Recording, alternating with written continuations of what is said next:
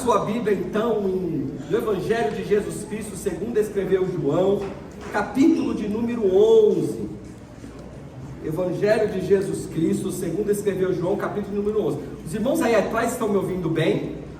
Amém? Tudo tranquilo? Glória a Deus. Então vamos meditar na palavra do Senhor. O tema que o Senhor nos dá nesta manhã já está no telão: o limite entre a fé e a dúvida. Vamos falar sobre isso? Vamos aprender um pouco mais a respeito disso? João capítulo 11 narra a história da ressurreição de Lázaro. Se você encontrou, diga amém. Amém. Se não encontrou, já sabe, né? Acompanha no telão. Glória a Deus. Diz assim a palavra do nosso Deus: havia um homem chamado Lázaro. Ele era de Betânia, do povoado de Maria e de sua irmã Marta. E aconteceu que Lázaro ficou o quê? Doente. Maria, sua irmã, era a mesma que derramara perfume sobre o Senhor e lhe enxugara os pés com os cabelos. Então as irmãs de Lázaro mandaram dizer a Jesus: Senhor, aquele a quem amas está doente. Olha o versículo 4, irmãos. Presta atenção nesse versículo 4. Ao ouvir isto, Jesus disse: essa doença não acabará em morte, é para a glória de Deus, para que o Filho de Deus seja glorificado por meio dela.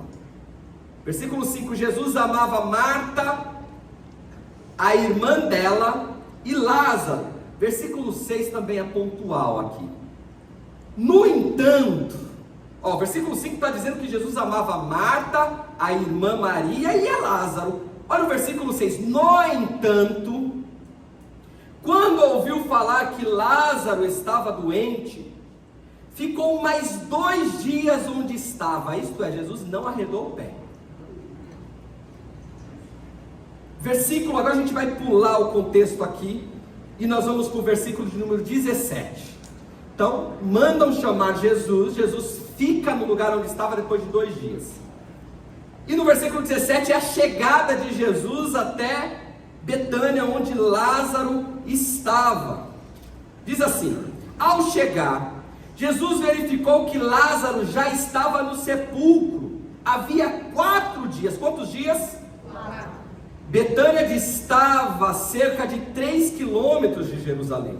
E muitos judeus tinham ido visitar Marta e Maria para confortá-las pela perda do irmão. Quando Marta ouviu que Jesus estava chegando, foi ao encontro, mas Maria ficou em casa. Agora nós vamos entender esse diálogo entre Marta e Jesus, a partir do verso 21.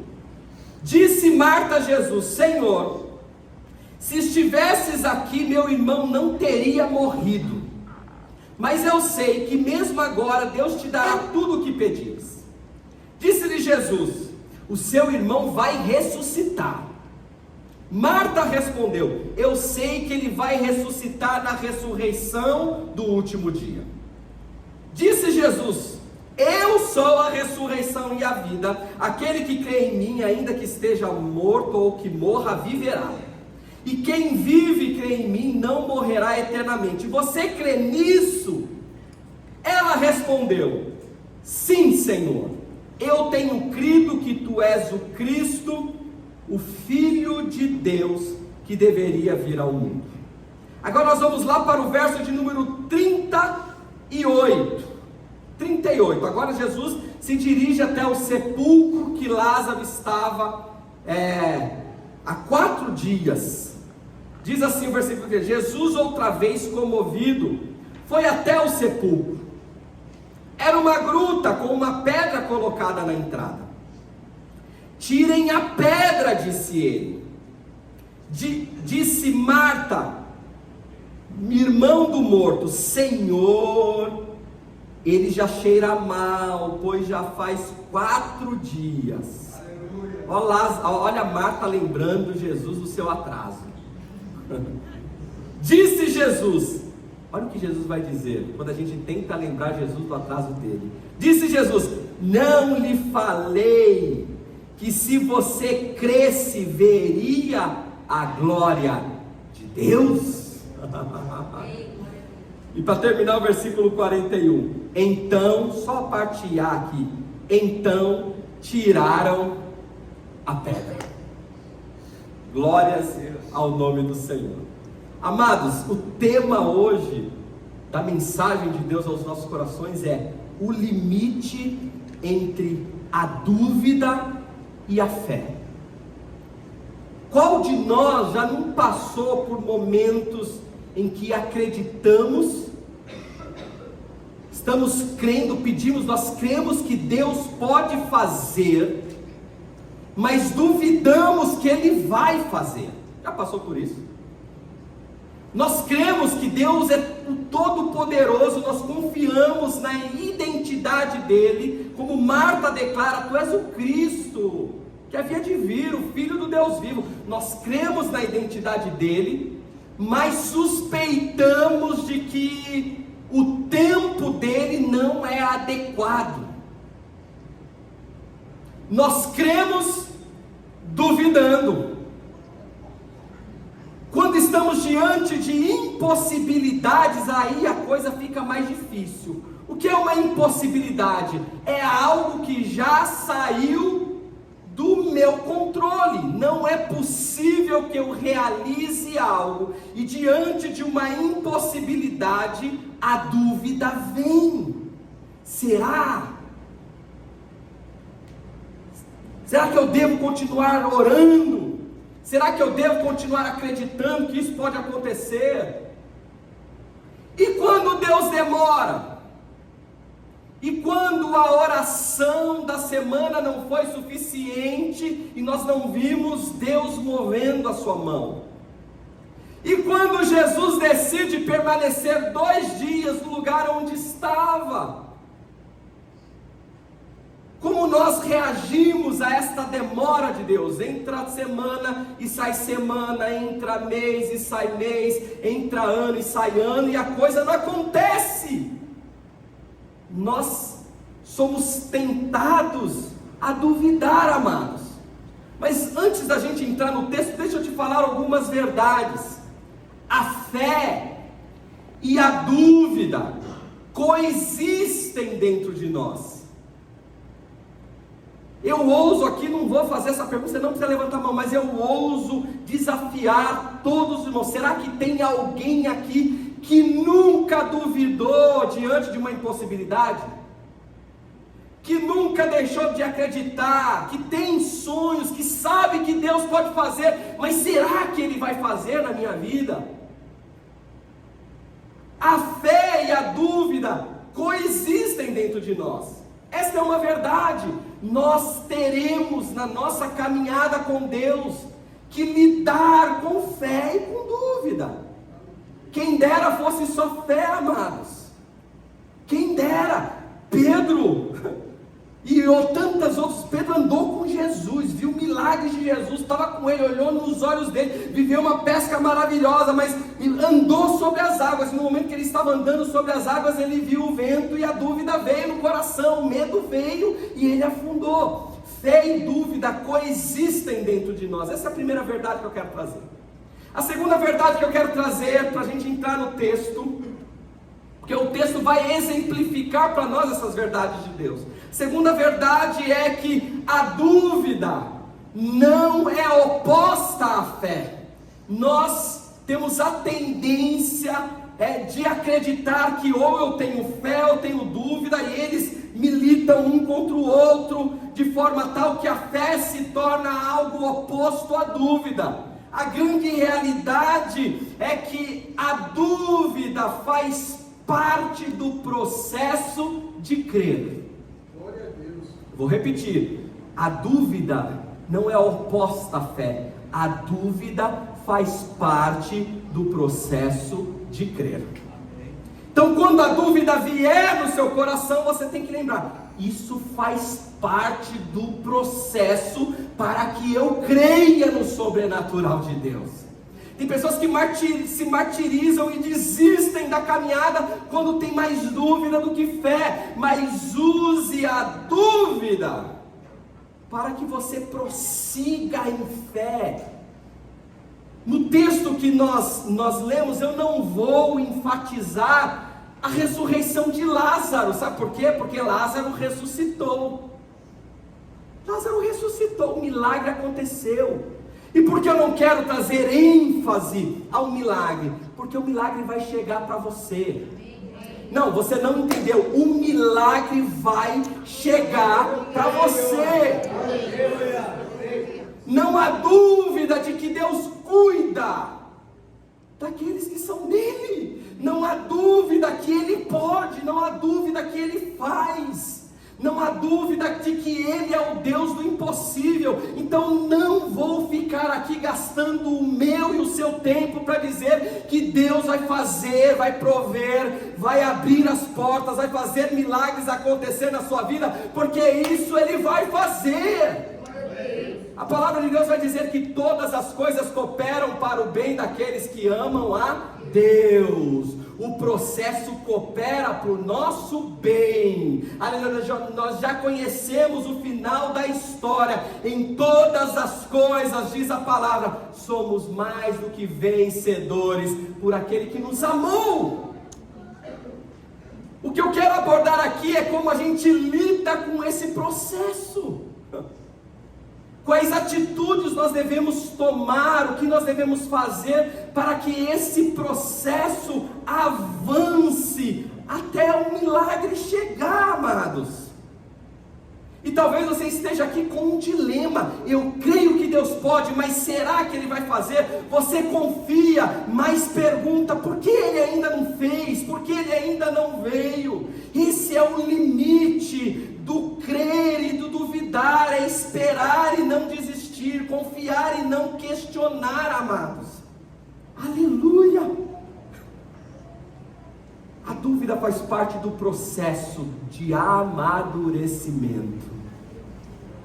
Quando a gente olha para o texto, nós vamos ver aqui o versículo 6, que nós já lemos, eu vou repetir. A Bíblia diz que Marta e Maria vai chamar Jesus. Jesus não está próximo, Jesus não está em Betânia.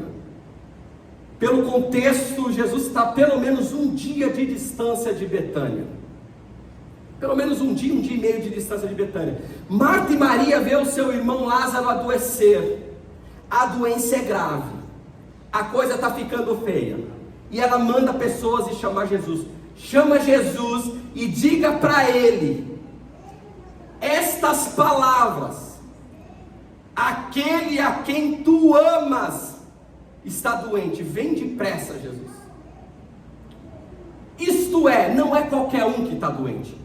As irmãs de Lázaro tiveram o cuidado de mandar a mensagem: aquele a quem amas está doente, vem, Jesus. No versículo 6 nos espanta e começa dizendo: no entanto, quando ouviu falar que Lázaro estava doente, ele ainda ficou 2 dias aonde estava. Nos domingos anteriores nós falamos sobre a ressurreição da filha de Jairo. Jesus não tem nenhum registro na Bíblia que Jesus tinha qualquer intimidade com Jairo. No entanto, quando Jairo procurou Jesus: minha filha está doente, Jesus se prontificou na hora, dizendo: eu vou lá curá-la. Semana passada nós falamos sobre a ressurreição do único filho de uma viúva de Naim. E quando a Bíblia diz que quando Jesus viu aquela mulher, teve compaixão dela, tocou o caixão onde o menino estava e deu uma ordem para o menino: levante-se. O menino levantou, sentou e começou a conversar. Na hora, agora com o amigo, Jesus fica 2 dias no lugar onde estava. Com o íntimo, Lázaro era aquele que recebia Jesus na casa, irmãos. Era o lugar de descanso de Jesus, onde ele podia sentar e colocar o pé na mesa se quisesse. É o lugar onde ele achava água fresca, comida onde ele podia bater papo. Era a casa onde ele podia tirar um cochilo, eram amigos íntimos. Mas a Bíblia vai dizer que, no entanto, ele ficou mais 2 dias no lugar onde estava. E isso nos traz duas grandes verdades. A primeira verdade que nós vemos aqui é que a demora de Jesus nos mostra que ele tem agenda própria. Glória a Deus. Repita isso, diga: a demora de Jesus me mostra que ele tem agenda própria. Ei, Jesus não está condicionado à nossa agenda, meu querido. Nós nunca vamos entender o raciocínio de Jesus. Mas uma coisa é fato, ele não está condicionado à nossa agenda e não se move de acordo com as nossas urgências. Ele tem agenda própria. E se a gente entender isso, a nossa oração muda. A nossa oração deve ser: qual é a sua agenda para mim, Senhor?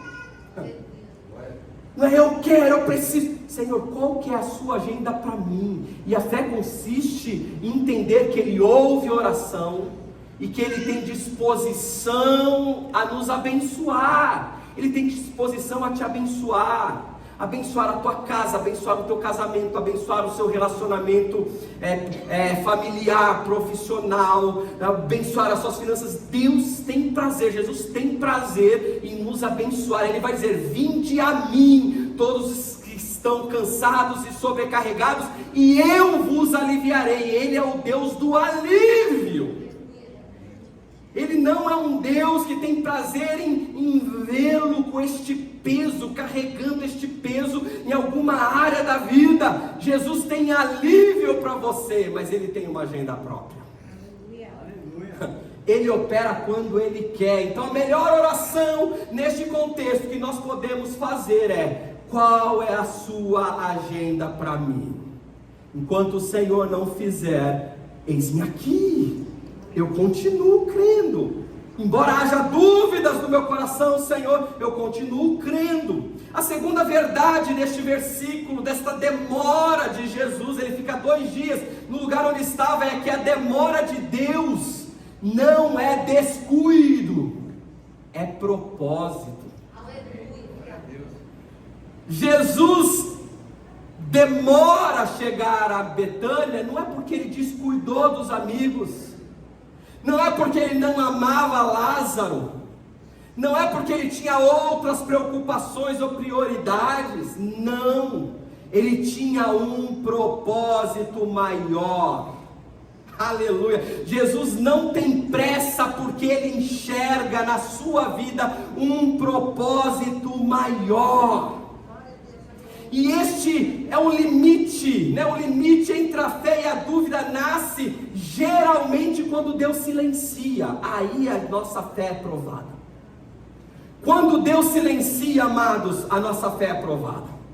Aí é que a gente chega no limite entre a fé, entre ter fé e duvidar. Costumo dizer, uma ilustração, que a fé é como uma corda.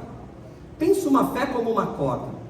Você só saberá a resistência dessa corda quando ela for esticada, quando for exercida uma pressão nesta corda. A gente só sabe se essa corda está firme quando ela é colocada sob tensão.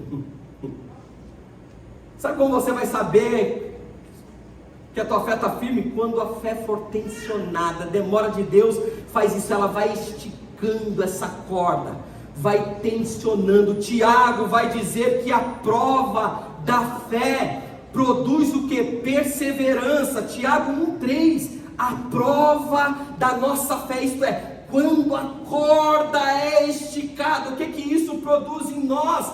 Perseverança. Pedro, quando escreve a sua primeira carta, no capítulo 1, versículo 7, ele vai dizer: a fé de vocês é mais preciosa do que o ouro, e precisa ser provada no fogo.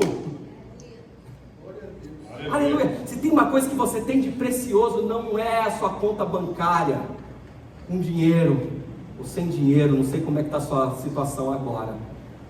O que você tem de mais precioso, o que você carrega de mais precioso é a sua fé.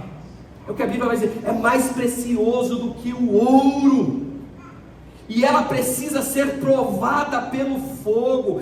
Deus não testa a nossa fé, meus queridos, para nos humilhar, Ele testa para nos amadurecer. Será que você é capaz de dizer hoje: Senhor, amadureça a minha fé, mesmo que a corda precise ser esticada? Eu vou ver uma fé madura, que ela não vai se quebrar, ela vai mostrar que aguenta, aleluia. Não se preocupe, o momento de tensão não é o fim da fé, é o fortalecimento dela. Está sendo pressionado?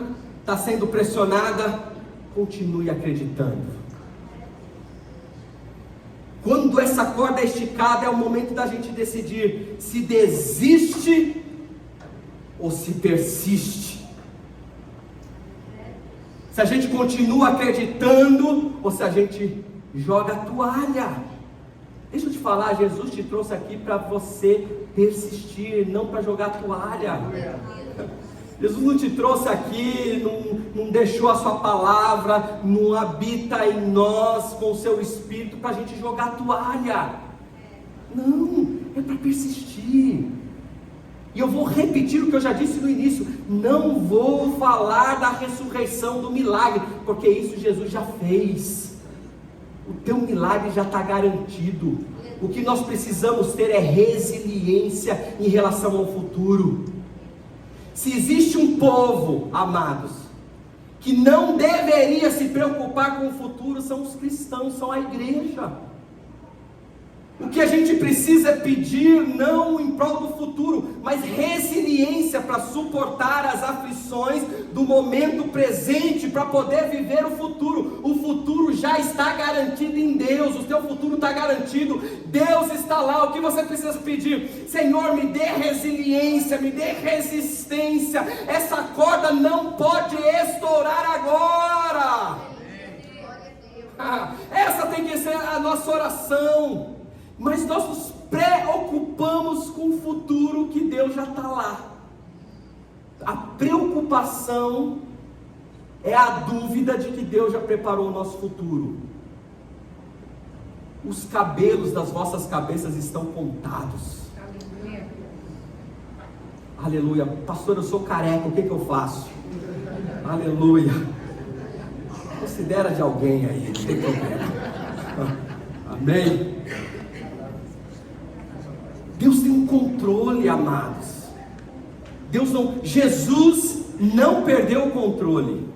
A gente leu no texto que quando chegou a notícia, imagina Jesus parado, descansando, numa boa, tranquilo, aí chega aquelas pessoas alvoroçadas, ofegantes, Jesus viemos mais rápido que pudemos, nós temos um recado para você, aquele a quem tu amas, está doente, Jesus. A gente vê Jesus falando: opa, vamos gente, tá comendo a marmitinha aí, Pedro, deixa isso para lá, vambora, tem que ser agora, porque senão não vai dar tempo. A gente vê isso no texto. Jesus desesperado: vamos, senão não vai dar tempo. Vamos tentar pegar emprestado um camelo que a gente chega mais rápido. Vamos colocar no Waze para ver aonde não tem trânsito, qual que é o caminho mais rápido para chegar. A gente vê Jesus fazendo isso. O que a gente vê é um Jesus despreocupado. Ele continua no lugar mais 2 dias sem mexer uma palha. Que coisa linda! Sabe por quê? Porque Ele tem o controle das nossas vidas. O controle da vida de Lázaro não estava na mão dele, não estava na mão das irmãs, estavam na mão de Jesus. O controle da tua vida não está na tua mão, na mão do seu esposo, da sua esposa, não está nas mãos dos médicos, da medicina, da ciência. A tua vida está nas mãos do Senhor. As nossas vidas não estão na mão do governo, dos governos da terra, da economia. Não, as nossas vidas estão nas mãos daquele que é todo poderoso e tem todo o controle da humanidade. Então, descanse.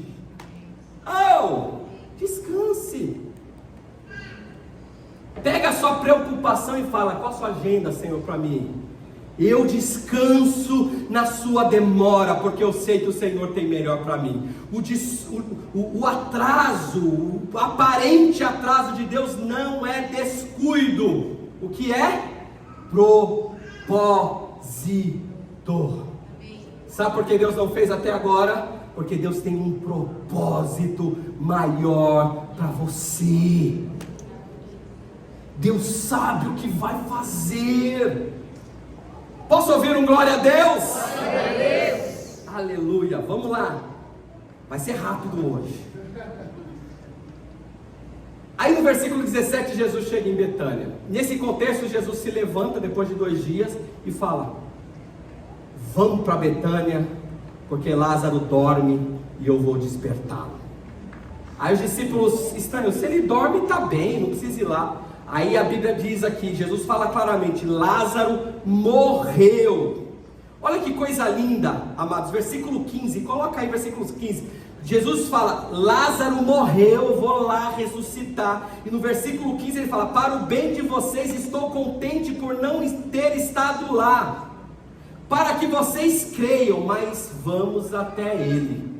Jesus está dizendo: para o bem de vocês eu não fiz antes. E eu não fiz antes para que vocês creiam. Porque às vezes quando Deus faz antes, a gente dá mérito para tanta coisa, até para a gente mesmo. Jesus fez, isso aqui estava tranquilo, né? Eu dei conta.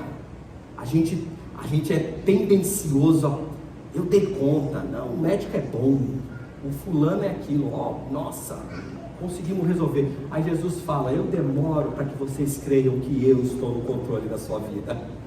Jesus chega em Betânia. Eu quero me concentrar agora, amados, com vocês, no diálogo entre Marta e Jesus. Porque Marta se mostra confusa. Quando Jesus chega, o que Marta fala? Senhor, chegou, né, bonitão? Deixa eu dizer uma coisa. Se o Senhor estivesse aqui, o meu irmão não teria morrido. Eu acredito que ela não falou com essa tranquilidade toda. Será que eu consigo fazer mais ou menos como que eu imagino que foi? Imagina Jesus vindo, alguém anuncia: Marta, Jesus está chegando. Aí Marta toda descabelada, aquelas olheira grande de tanto chorar, e ela chega: Senhor! É Marta, gente. Se você estivesse aqui, meu irmão não teria morrido. Ai, que drama. Senhor, seu irmão. Quantas vezes nós não somos assim, amados? Cremos que Deus poderia ter feito, mas agora, diante de uma impossibilidade. E Jesus demorou, porque havia na época uma cultura, um pensamento, uma crença de que depois de morto, até 3 dias, essa pessoa podia voltar à vida. É uma crença judaica da época. Morreu, vamos esperar 3 dias para assinar o atestado de óbito? Porque até 3 dias podia voltar, mas era o 4º dia, agora é impossível. Senhor, se tu estivesses aqui, meu irmão não teria morrido. A gente muitas vezes é assim, dramático com Deus. Você já foi dramático com o Senhor? Eu já fui dramático. Depois eu falei: Senhor, perdoa aí, não precisava tanto, né, Deus? Para que tudo isso? Queridos, deixa eu te falar uma coisa: a impossibilidade humana é o ambiente natural onde Deus age. É o ambiente natural para o agir divino de Deus. Quando o seu recurso acaba, começa o recurso de Deus. Eu vou repetir, porque você precisa pegar isso.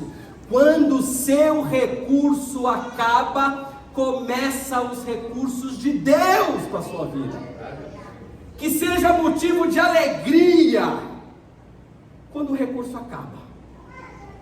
É o que o apóstolo Paulo vai dizer lá aos Filipenses: para mim é motivo de alegria, porque eu aprendi a adaptar-me a toda e qualquer situação. Eu sei o que é ter escassez, sei o que é ter abundância, sei o que é dormir bem, sei o que é dormir mal, sei o que é passar fome, sei o que é comer bem.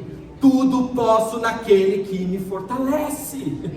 Então, Está com escassez de recurso, o casamento, pastor, olha, a gente já está falando em divórcio agora. Dê glória a Deus, você não tem condições mais de reatar o seu casamento, a sua relação conjugal. É o momento que Deus entra para agir. Ele vai tocar no coração da sua esposa, vai tocar no coração do seu esposo. Quando você olha para o seu filho e fala: Senhor, não sei mais o que faço com esse menino, é a hora que o Senhor chega e fala: ele é meu, e eu vou fazer o que me apraz.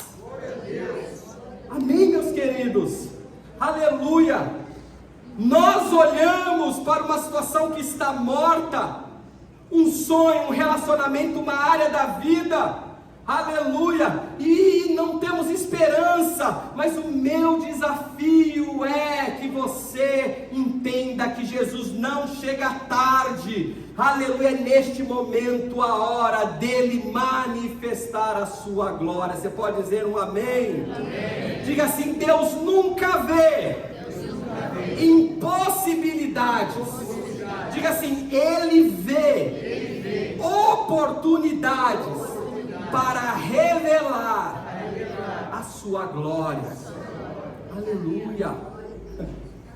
Senhor, se tu estivesses aqui, o meu irmão não teria morrido. Aí a gente continua o texto vai dizer: olha que confusa está Marta, parece eu de vez em quando. Vê se você se identifica. Ela vai dizer: Senhor, se tu estivesses aqui, meu irmão não teria morrido. Jesus nem fala nada. Aí ela continua, ela emenda: mas sei que, mesmo agora, Deus te dará tudo o que pedires. Coisa doida, né? Ela reclama: se estivesse aqui, meu irmão não teria morrido. Aí ela nem espera Jesus falar: mas eu sei que se o Senhor pedires ao Pai, Ele vai te conceder. É aquele limite da fé e da dúvida. Eu não acredito mais porque é uma impossibilidade, mas eu creio que o Senhor pode fazer. Aleluia. É isso que a gente tem. Persista na fé, meu querido. Não vê uma impossibilidade e desista. Aleluia. Talvez Deus te trouxe aqui para te dizer: não desista, continue. Deus vai fazer na sua vida. Faça como Marta, mesmo como Marta. Lembra que fé e dúvida coexistem dentro de nós, e a dúvida não é oposta, mas contribui para o processo. Marta está nesse dilema. Meu irmão morreu porque o Senhor não veio, mas eu sei que o Senhor pode fazer aquilo que você pedir ao Pai. Deus te dará tudo o que você pedir. Aí sabe que Jesus responde? O seu irmão vai ressuscitar. Aleluia, Deus. Se você é Marta, o que você faz? Bora, Jesus, vamos remover a pedra. Falou, está falado. A gente até cita a Bíblia: Deus não é homem para que minta, nem filho do homem para que se arrependa. Sim ou não? Jesus falou com todas as letras: o seu irmão vai ressuscitar. Sabe que, olha a dúvida no coração de Marta de novo. Senhor, eu sei que ele vai ressuscitar na ressurreição do último dia. Deus está falando: eu vou fazer um milagre hoje. A gente está pensando que vai ser depois. Jesus está dizendo para você: eu vou dar vida outra vez nas áreas que na sua vida estão mortas. Jesus está falando isso há 3 domingos, e a gente está dizendo: quando eu for para a glória vai ser maravilhoso. Deus quer fazer história com você, é aqui nesta terra também. A glória é consequência daqueles que vivem com Deus. Aleluia. Mas quando ela fala: eu sei que ele vai ressuscitar no último dia. Aí Jesus olha para ela. Imagina aquele olhar no olho de Jesus. Imagina Jesus olhando no seu olho e dizendo: eu sou. O que para Marta? Eu sou, Marta, a ressurreição e a vida. Glória a Deus. O que clama o coração de Marta? Clama por ressurreição do seu irmão, por vida. E Jesus está dizendo: Marta, eu sou o que você precisa. O que você precisa hoje? Marta precisava de ressurreição e vida. Jesus não se apresenta, isso é maravilhoso, amados. Aleluia. Jesus não se apresenta apenas como um Deus milagroso, Ele se apresenta como a pessoa da solução. Ele está dizendo: eu sou o que você precisa. A Bíblia vai nos dizer em João 8:58, olha o que Jesus declara: antes que Abraão existisse, eu sou. Quando Moisés, lá na sarça, pergunta para Deus: o Senhor está me enviando aos filhos de Israel, e se eles perguntarem o seu nome, o que hei de responder? Deus vai dizer: diga a eles que o eu sou lhe enviou. Eu sou o que sou. Diga: o eu sou lhe enviou a eles. E esta palavra eu sou significa eu sou o que você precisa. Quando Jesus ele diz para Marta: eu sou a ressurreição e a vida, Jesus está dizendo: eu sou, Marta, o que você precisa. E eu quero devolver essa pergunta para você que me ouve aqui: o que você precisa? Eu quero te dizer que o que você precisa é uma pessoa, e essa pessoa tem nome. Ele se apresenta como eu sou, Jesus Cristo, o nosso Senhor. O que você precisa não são coisas, meus queridos. O que você precisa é uma pessoa. Esta pessoa é Jesus. Você pode dizer amém? Esta pessoa é Jesus. Aleluia. Jesus é o que nós precisamos. Jesus é a solução para o nosso problema. E muitas vezes nós queremos andar longe dele. Faz sentido isso? Não faz o menor sentido, meus queridos. Vamos para o ponto final. Vamos para o ponto final. Versículo 35. A fé, ela confronta a nossa razão. Você pode repetir isso? Diga: a fé. Para ser fé, precisa confrontar a razão, a cognição, o intelecto. Lá no versículo de número 39, Jesus está diante do sepulcro, e qual a ordem que ele dá? Me ajudem? Tirem a pedra. Isso daí é confrontar a razão, é confrontar a lógica. Marta dá uma resposta de acordo com a lógica, de acordo com aquilo que ela está vendo, de acordo com as experiências já vividas. Ela já provavelmente foi a algum velório, algum enterro, algum sepultamento, e viu que depois de 4 dias a coisa fica feia, e que não tem mais. As crenças limitantes: pode até 3 dias, ok, depois o quarto já era. Jesus está dizendo: tire a pedra, e Marta responde com a razão, com a lógica, com a cognição, com aquilo que está vendo, com as experiências, com as suas crenças limitantes. Senhor, ele já cheira mal, pois já faz 4 dias. Eu responderia isso talvez, você também. Porque diante da impossibilidade a gente tenta raciocinar. A fé confronta a lógica, e é nesse momento que nós precisamos decidir se vamos continuar duvidando ou acreditando que Ele pode fazer. É no momento que Ele fala: tire a pedra. É nesse momento o Senhor, Ele vai te confrontar dizendo: tire a pedra, tire a lógica. Glória a Deus. As suas crenças limitantes, o que você aprendeu até agora, os seus estudos, o anel no dedo, o diploma na parede, tira tudo isso fora e deixa eu agir atenta ao chamado, aquilo que eu estou te pedindo. E o que o Senhor está nos pedindo é: tire a pedra que te impede de viver o meu milagre. A pedra pode vir em formato de dúvida, a pedra pode vir em formato de frieza espiritual. A pedra pode vir de alguém que não se posicionou e não está vivendo o seu propósito, que desistiu no meio do caminho. A A pedra pode ser em outros caminhos que você está seguindo e esqueceu de buscar ao Senhor, esqueceu de colocar Deus no centro da tua vida.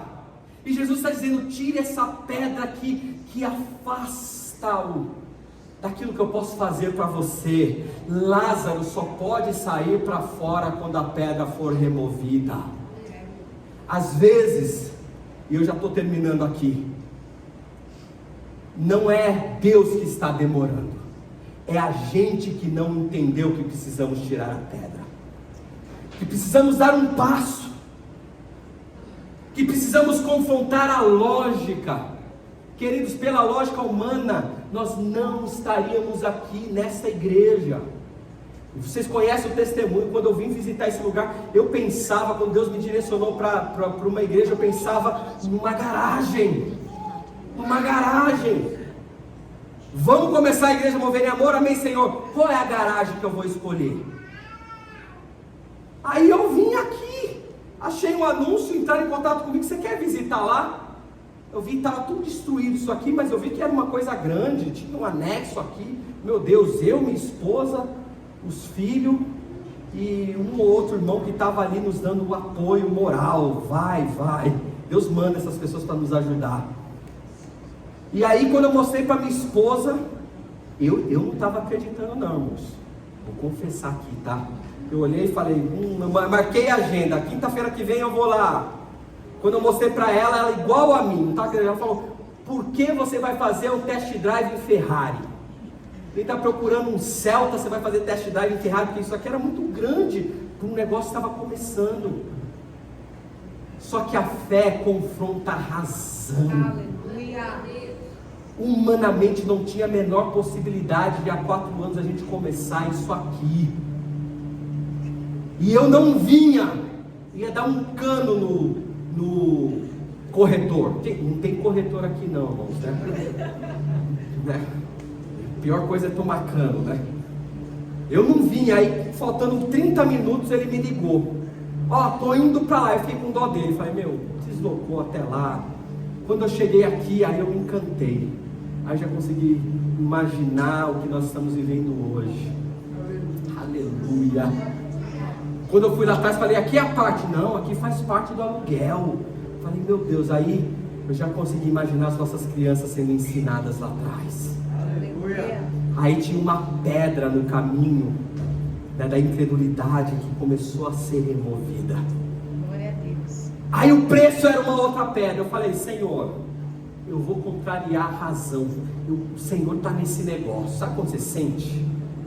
O Senhor está nesse negócio. O aluguel era X reais. Eu falei: o que eu consigo pagar é o aluguel de uma garagem. É o aluguel de uma garagem, não é um aluguel desse tamanho. O que eu faço? Desisto? Vou confrontar a razão. Eu dei o lance do aluguel de uma garagem. Senhor, se for da sua vontade, vai ser feito.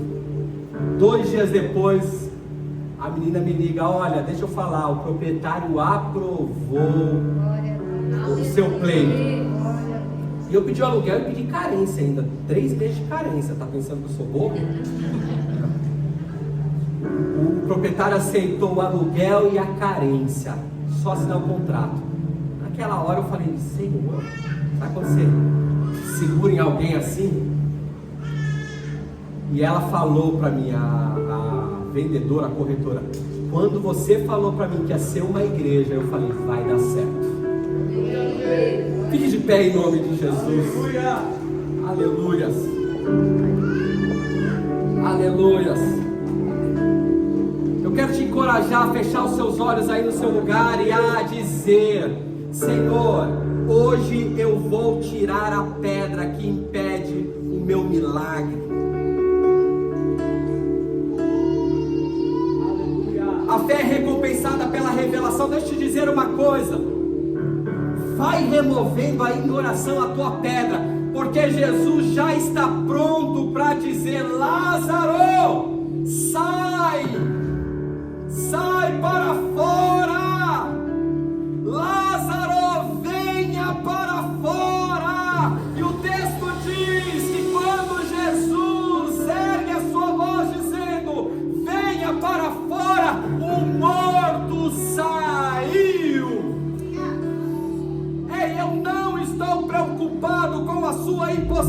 verdade, e você não deveria se preocupar. Eu não estou preocupado com o milagre que você precisa hoje, talvez dentro da tua casa, e talvez seja algo tão delicado, coisas que têm te machucado profundamente. E talvez você me diga assim: pastor, faz muito tempo que eu estou vivendo essa situação, não é de hoje, pastor. E essa situação, essa impossibilidade, esta demora tem me machucado profundamente. É uma dor não só no corpo, na alma, mas é uma dor no espírito. Eu tenho somatizado isso, eu tenho ficado doente. Ei, se prepare. Se prepare para viver o sobrenatural. O que eu preciso fazer então, pastor? Remove a pedra agora. Jesus está dizendo: remove a pedra. Remove a pedra da dúvida. Agora é o momento, é o limite entre a fé e a dúvida, que você precisa se posicionar dizendo aí no seu lugar: eu acredito, eu acredito. Eu acredito que o Senhor é aquilo que eu preciso. O eu sou fala conosco nesta manhã. O eu sou se dirige até você dizendo: eu sou a ressurreição e a vida. Eu sou aquilo que você precisa. Ei, Martas, aqui nesta noite, nesta manhã, remova a pedra. Remova a pedra. Remova a pedra, porque Jesus já se manifestou. Porque Jesus já chegou. Jesus já está em Betânia, está diante do sepulcro, pronto para dizer: Lázaro, venha para fora. Arabacalabandaraçu, lebecalabandaraçu.